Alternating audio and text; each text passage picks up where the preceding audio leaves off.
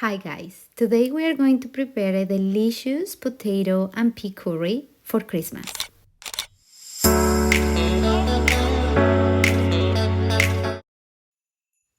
First we are going to use red onions. They are pungent and sweet and they are also rajasic. We will also use Yukon Gold potatoes. They are organic. We are going to cut them in small 1-inch size pieces. We are also adding organic tomatoes that are sour, sweet, and pungent and good for kapha dosha. To a frying pan on medium heat, we are going to add about 2 tablespoons of olive oil. You can substitute it for ghee or coconut oil depending on your constitution. About half teaspoon of cumin seeds, mustard seeds, and some garlic. If you want to have a more sattvic diet, I recommend that you leave out the onion and the garlic, so it's not as stimulating. Then I add a little bit of French ginger and saute for a few minutes before adding the tomato. The spices that I just added and the tomato are going to give this curry a beautiful tangy flavor. I'm also grating tomatoes because I want to have a curry consistency and they are just great to do that.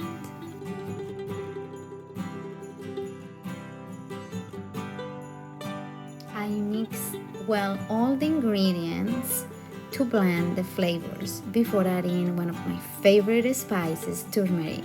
I also add 1 stick of cinnamon, some black pepper, and Himalayan salt. You can use mineral salt as well. Other spice that you can add is red pepper. If you are not too pitta aggravated, that's good for kapha dosha and vata dosha. Then I add the potatoes and I bake them in all the sauce that I'm preparing, and I also add a little bit of fresh cilantro because that's going to calm pitta dosha that tends to get aggravated by the onion and the garlic. The trick is to mix well all the ingredients and to cook with love and patience.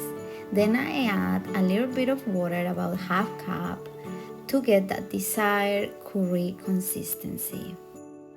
This is it for now. Now we're going to cover it and wait for about 12 to 15 minutes. When we check again, we might find that we need to add some more water depending on the consistency. Mine is just perfect. And then I'm using green peas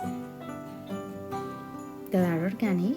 I blend them in all the sauce, and I add also nutritional yeast, which I recommend if you're following a vegetarian or vegan diet.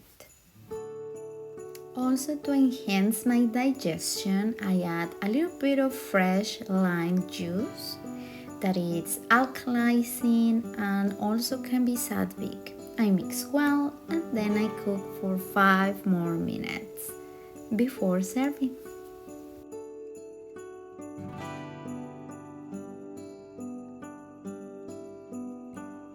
I like to have this curry recipe with some saffron rice. I have the full Ayurvedic Christmas menu in the description below. You can top this curry with some poppy seeds. They have an effect that it's rejuvenating and alkalizing, and the recipe is just so yummy. For more resources, visit my page pranawithlove.com. Happy holidays!